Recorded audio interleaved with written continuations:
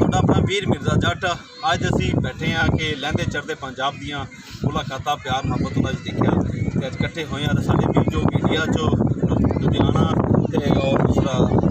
ਜਲੰਧਰ ਤੋਂ ਆ ਤੇ ਇਸ ਟਾਈਮ ਭਾਈ ਬੜੀ ਛਾਪਦੇ ਰਹਿੰਦੇ ਆ ਔਰ ਵੀ ਬੜੀ ਅੰਮ੍ਰਿਤਸਰ ਵਿੱਚ ਰਹਿੰਦੇ। ਗੱਲ ਹੈ ਕਿ ਇੰਨੀ ਦੂਰੋਂ ਇਹਨਾਂ ਦਾ ਜਦੋਂ ਮੈਂ ਪਾਕਿਸਤਾਨ 'ਚ ਗੱਲਬਾਤ ਹੋਈ ਆ ਸਾਡੀ ਤੇ ਸਾਡੇ ਸਪੈਸ਼ਲ ਇਹਨਾਂ ਆਖਿਆ ਜਦੋਂ ਤੁਸੀਂ ਦੁਬਈ ਵਿੱਚ ਆਉਣਾ ਕਿੰਨੇ ਸਾਲ ਬਾਅਦ ਵੈਸੇ ਤੁਸੀਂ ਇਸ ਜਗ੍ਹਾ ਤੋਂ ਇਕੱਠੇ ਦੋਨੋਂ ਕਿਸੇ ਨੂੰ ਮਿਲਣ ਆਏ ਹੋ ਜਨਾਬ? ਕਦੇ ਚ ਮਿਲਣੇ ਆਇਆ ਇਹ ਵੀਰਾਂ ਦੀ ਮੁਹੱਬਤ ਦਾ ਪਿਆਰ ਆ ਯਾਰ। ਤੋਂ ਦੇਖਿਆ ਤੁਸੀਂ ਕਿ ਸਰਦਾਰ ਜੀ ਦਾ ਕਹਿਣਾ ਕਿ ਮੈਂ ਪਹਿਲੀ ਦਫਾ ਕਿਸੇ ਪਾਕਿਸਤਾਨੀ ਨੂੰ ਮਿਲਣ ਆਇਆ ਉਹ ਵੀ ਅੱਜ ਕੰਮ ਹੈਗਾ ਸੀ ਉਹਨਾਂ ਦਾ ਸਪੈਸ਼ਲ। ਉਹਨਾਂ ਨੇ ਕਿਹਾ ਕਿ ਮੈਂ ਕੰਮ ਦੀ ਛੁੱਟੀ ਕਰਕੇ ਕੋਈ ਪਤਾ ਨਹੀਂ ਤੁਸੀਂ ਕਿੱਦਾਂ ਤੁਰ ਜਾਣਾ ਤੇ ਕਿੱਦਾਂ ਨਹੀਂ ਇੱਕ ਦਿਨ 2 ਦਿਨ 4 ਦਿਨ ਤੇ ਹੈਗੇ ਲੇਕਿਨ ਮੈਂ ਪਹਿਲਾਂ ਮਿਲਿਆ ਭਾਈ ਨੂੰ ਤੇ ਇਨਸ਼ਾਅੱਲਾ ਵੀਰ ਦਾ ਸਰਦਾਰ ਜੀ ਦਾ ਇਹ ਵੀ ਵਾਅਦਾ ਹੈ ਕਿ ਇਨਸ਼ਾਅੱਲਾ ਜ਼ਿੰਦਗੀ ਰਹੀ ਤੇ ਪਾਕਿਸਤਾਨ ਵੀ ਆਓਗੇ ਜ਼ਰੂਰ ਆਵਾਂਗੇ। ਤੇ ਹਾਂ ਇਨਸ਼ਾਅੱਲਾ ਤੇ ਅਸੀਂ ਭਰਪੂਰ ਤਰੀਕੇ ਨਾਲ ਆਪਣੇ ਪਾਕਿਸਤਾਨੀ ਲੋਕ ਤੇ ਆਪਣੇ ਅਹਿਮਦਾਬਾਦ ਦੇ ਲੋਕ ਇਨਸ਼ਾਅੱਲਾ ਵੈਲਕਮ ਕਰਾਂਗੇ ਆਪਣੇ ਸਰਦਾਰ ਜੀ ਦਾ। ਤੇ ਇਹਦੇ ਨਾਲ ਹੀ ਚੜ੍ਹਦੇ ਤੇ ਲਹਿੰਦੇ ਪੰਜਾਬ ਦੀਆਂ ਮੁਲਾਕਾਤਾਂ ਦੇ ਵਿੱਚ ਬੜੀ ਖੁਸ਼ਗਵਾਰ ਮਾਹੌਲ ਰਿਹਾ ਤੇ ਇੱਦਾਂ ਲੱਗਿਆ ਜਿਵੇਂ ਆਪਣਾ ਸਾਂਝਾ ਪੰਜਾਬ ਹੈ ਤੇ ਕੋਈ ਮੁਸ਼ਕਿਲ ਨਹੀਂ ਹੋਈ ਹੁੰਦਾ ਕਿ ਗੈਰ ਕਿਸੇ ਹੋਰ ਬੰਦੇ ਨੂੰ ਮਿਲਣਾ ਕਿ ਗੈਰ ਮੁਲਕ ਨੂੰ ਮਿਲਣਾ। ਲੇਕਿਨ ਕੱਲ੍ਹ ਵੀ ਜਦੋਂ ਹਿੰਦੁਸਤਾਨ ਔਰ ਪਾਕਿਸਤਾਨ ਦੇ ਬਟਵਾਰਾ ਹੋਇਆ ਸੀ ਤੇ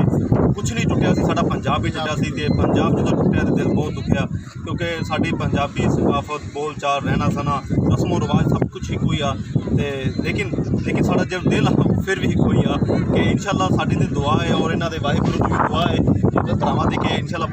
ਪੰਜਾਬ ਇੱਕ ਹੋਊਗਾ, ਇੱਕ ਦਿਨ ਖਾਲਿਸਤਾਨ ਬਣੂਗਾ ਤੇ ਸਾਡੀਆਂ ਵੀ ਦੁਆਵਾਂ ਨੇ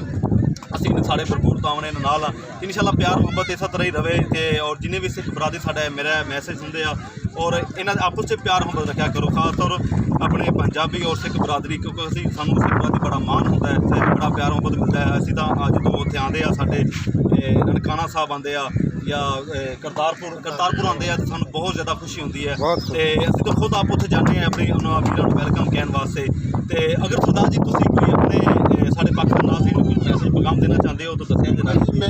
ਪੈਗਾਮ ਦੇਵਾਂਗਾ ਉਹ ਕਹਿੰਦੇ ਹੁੰਦੇ ਨਾ ਵੀ ਜਿਹੜਾ ਜੰਮੇ ਜਿਹਨੇ ਲਾਹੌਰ ਨਹੀਂ ਦੇਖਿਆ ਜੰਮੇ ਹੀ ਕੋਈ ਨਹੀਂ ਗਾ। ਮੈਂ ਅਜੇ ਜੰਮਣਾ ਭਾਜੀ ਅੱਜ।